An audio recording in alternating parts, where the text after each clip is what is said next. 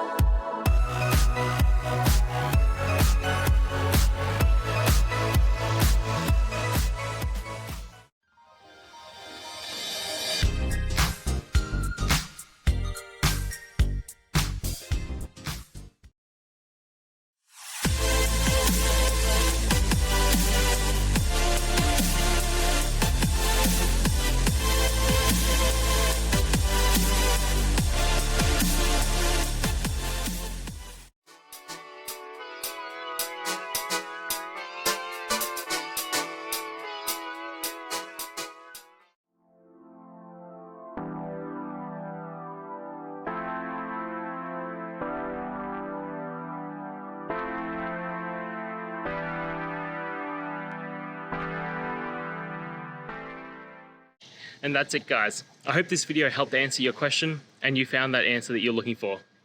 Now, please hit subscribe if it helped. I really appreciate it. And I'll see you next time on another one of these videos. Cheers.